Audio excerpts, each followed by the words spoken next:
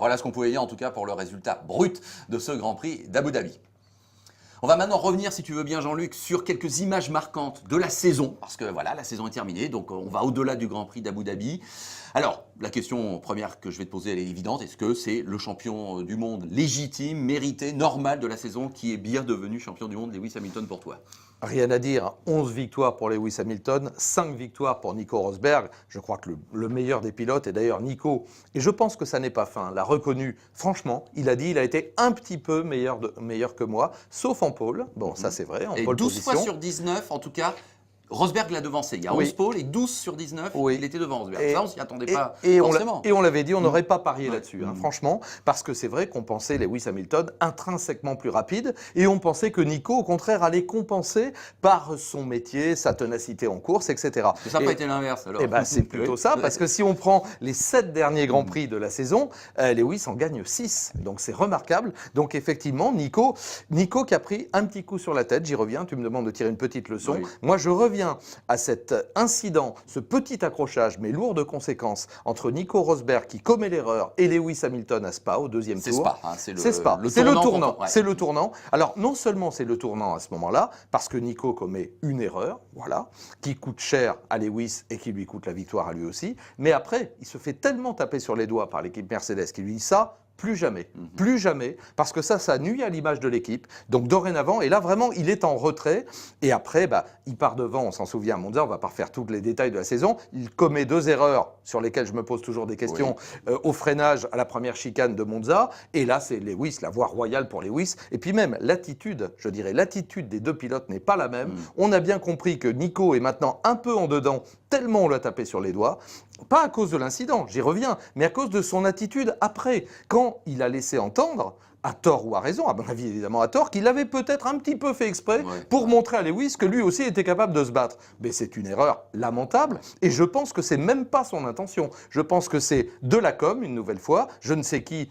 On dit que c'est peut-être son papa qui est je ne sais pas qui, mais celui qui lui a conseillé de ne pas s'excuser platement. Oui, parce que de passer pour un dur, quoi. Voilà, exactement. Passer pour un dur, c'est ridicule. Regardez mes gros bustes, vous allez voir, je suis un méchant. Non, fallait dire j'ai commis une erreur, je m'en excuse, j'en suis désolé. Ce qui était vrai, je ne la ferai plus jamais. Terminé, l'incident était clos. Or là, les conséquences psychologiques, à mon avis, sur l'attitude de Nico sur la fin du championnat, ont été, il perd le titre comme ça. Voilà, c'est mon avis. Il y a quelques images aussi qui nous reviennent en mémoire. Le tout premier Grand Prix de l'année. Hamilton, dès la fin du Tour de Chauffe, qui dit j'ai un problème et qui va effectivement abandonner. Bon voilà, 8 mois plus tard, c'est quand même bien lui qui est champion du monde. C'est lui qui est champion du monde, effectivement. De toute façon, Lewis, c'est un solide combattant, mais il a douté. Dans la première partie de la saison, je crois qu'il a douté. Parce qu'il a douté aussi, et il est plus sensible, je dirais, Lewis, qu'il n'y paraît. C'est-à-dire que lui, à l'inverse, alors évidemment, avec les grosses chaînes, les boucles d'oreilles, il a le look branché, on va dire ça comme ça.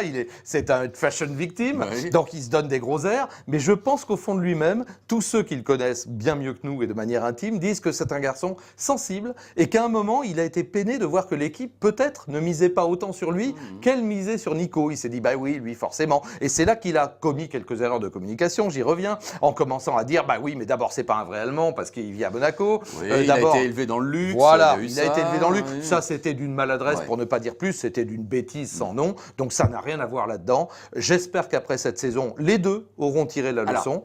Mais c'est la question que je voulais te poser. On a quand même le sentiment qu'il y a une sorte de paix des braves là, qui a été entérinée au moins sur ce dernier Grand Prix, avec du fair play des deux côtés. Oui, absolument. Bon, c'est de façade, ça ne peut qu'exploser encore plus après. Alors, c'est de façade, parce que c'est le moment. C'était pas le moment pour Nico de dire « j'aurais mérité le titre » et Lewis qui a rendu un hommage appuyé à son adversaire intime et équipier en disant « Nico a fait du très bon boulot ». Alors, c'est peut-être une regrette, mais il l'a fait. Non, mais il l'a fait. Donc, il y a de la vérité, parce que je pense qu'effectivement, Lewis a dû être surpris de la rapidité de Nico, notamment en qualif, en se disant, et même en course, la preuve, l'erreur au Brésil ou plein d'autres, où il a été obligé lui aussi de hausser son niveau de jeu. Et c'est là que j'en reviens. Alors, quand on a le nez dedans, comme je dis, on sort de la saison, on a toujours du mal à prendre un peu de recul, c'est pourtant ce qu'on va essayer de faire. Je pense que au-delà, oui, c'est toujours Mercedes, oui, c'était un affrontement formidable entre deux pilotes talentueux, comme on en a connu à d'autres époques, et chacun a poussé l'autre à son extrémité. Il faut le voir de manière positive. Voilà, alors maintenant, qu'en reste restera-t-il pour l'an prochain? Je pense une frustration de Nico qui va tout faire pour essayer d'être champion du monde, quel que soit d'ailleurs le niveau des adversaires, et au moins pour devancer Lewis. C'est Lewis qui va vouloir décrocher un 3e titre, évidemment. Je ne crois pas qu'on pourrait se diriger vers Prost Senna 1988, on s'en souvient. Bon, ça tient. Allez, Senna devient champion du monde, et puis en 89, ça explose. Je ne crois pas. Je ne crois pas pour 2 raisons. D'abord, on ne refait pas l'histoire. Les hommes ne sont pas les mêmes. Les pilotes sont un peu plus jeunes, se connaissent beaucoup mieux que ne se connaissaient à l'époque Prost et Senna. Je rappelle qu'ils se connaissent depuis l'âge de 12 ou 13 ans. Ils se sont battus en kart, enfin dans toutes les catégories. Ils se connaissent vraiment très bien. Alors le mot ami, il est tellement galvaudé. Je pense que c'était des très bons copains. Ça peut le revenir s'il n'y a pas de coup tordu. Oui. Alors maintenant, c'est pareil, on écoute les témoignages ici ou là. Tiens, Alex Préma, qui les a bien connus et fréquentés tous les deux. Et Alex dit, non, Lewis était un peu secret, il donnait pas tout, alors que Nico, c'était transparent. Puis c'est un personnage vraiment plus sympa, rigolo, etc. Ils ont leur personnalité, c'est une évidence, on les refera pas pareil. Je pense pas qu'on arrive à un tel paroxysme, à moins qu'il y ait des coups tordus. Ouais. Alors là, c'est autre chose. Dernier juste petit accessible de l'année, là comme ça, avec un peu ce bilan un peu improvisé. Moi, j'ai envie de mettre Ricciardo et Bottas à l'honneur. Tu as parfaitement raison. Ricciardo, c'est la confirmation d'une révélation extraordinaire. Et là, comme on va taper sur le docteur Helmut Marko après, on peut dire que là, il ne s'est pas loupé. Il a choisi entre Jeff, Jean-Éric Vergne et Ricciardo. C'est Ricciardo qui est monté au sein de Red Bull. Mais il a relevé le gant formidablement en décrochant 3 victoires, en dominant Sébastien Vettel, un quadruple champion du monde.